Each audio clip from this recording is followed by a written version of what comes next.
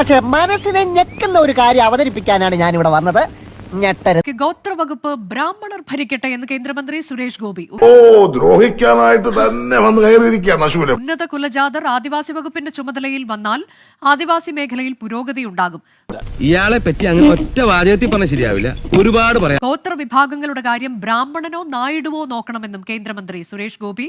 സത്യം പറഞ്ഞ കാല് മടക്കി കരണത്തിട്ടൊരു തൊഴി വെച്ചു കൊടുക്കാൻ തോന്നി. ഡൽഹി മയൂർ വിഹാറിലെ BJP തെരഞ്ഞെടുപ്പ് പ്രചാരണത്തിനിടെയാണ് സുരേഷ് ഗോപിയുടെ വിവാദ പരാമർശം. അച്യുതൻ ഇത്തരം പരാമർശങ്ങളൊക്കെ അദ്ദേഹത്തിന്റെ ഭാഗത്തുനിന്ന് മുൻപ് വന്നിട്ടുണ്ട്. ഇനിയൊരു ജന്മമുണ്ടെങ്കിൽ തനിക്ക് ബ്രാഹ്മണ സമുദായത്തിൽ ജനിക്കാൻ കഴിയണം, ഇതാണ് തന്റെ ആഗ്രഹം എന്നൊക്കെ മുൻപ് പറഞ്ഞിട്ടുള്ളയാളാണ്. ഇതിങ്ങനെ വെറുതെ വിട്ടാ പറ്റില്ല. റോസപ്പ് പോലുള്ള കവിള എനിക്ക് കൊതിയായിട്ട് പാടില്ല. ഞാൻ എന്ന് രണ്ടെണ്ണം പൊട്ടിച്ചിട്ട് ഓടിയിട്ട് വരാം. എന്നെ ഒന്ന് അനുഗ്രഹിച്ചു. ഞാൻ 2016 MP ആയ ആ കാലഘട്ടം തൊട്ട് ഞാൻ മോദിജിയോട് ആവശ്യപ്പെടുന്നുണ്ട്, എനിക്ക് സിവിൽ ഏവിയേഷൻ വേണ്ട. ഇങ്ങനൊരു അറാം മിടുക്കൻ ചെക്കനെ ഞാൻ ഇന്ന് വരെ കണ്ടിട്ടില്ല. എനിക്ക് ട്രൈബൽ തരൂ. അപ്പൊ നമ്മുടെ ഒരു നാട്ടിലെ മറ്റൊരു ശാപമാണ്. അതാണെങ്കിൽ ഒരു അസൂര്യ വിത്ത് മേക്കാൻ പെടുന്ന പാടെ എനിക്കും ദൈവത്തിനും മാത്രം അറിയാം. ഒരു ട്രൈബൽ ക്യാബിനറ്റ് മന്ത്രി ഒരിക്കലും ട്രൈബൽ അല്ലാത്തയാളാവുകയില്ല. ഒന്നും ചെയ്തില്ല, ഇത്രേ ചെയ്തുള്ളൂ.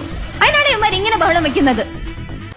എന്റെ ആഗ്രഹമാണ്, എന്റെ സ്വപ്നമാണ് ഒരു ഉന്നത കുലജാതൻ അവരുടെ ഉന്നമനത്തിന് വേണ്ടി ട്രൈബൽ മന്ത്രിയാവണം.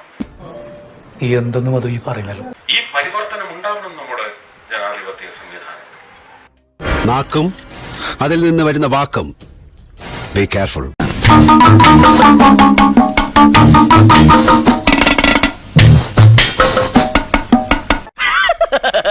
തൽക്കാലം ഇത്രയും മതി. വരട്ടെ.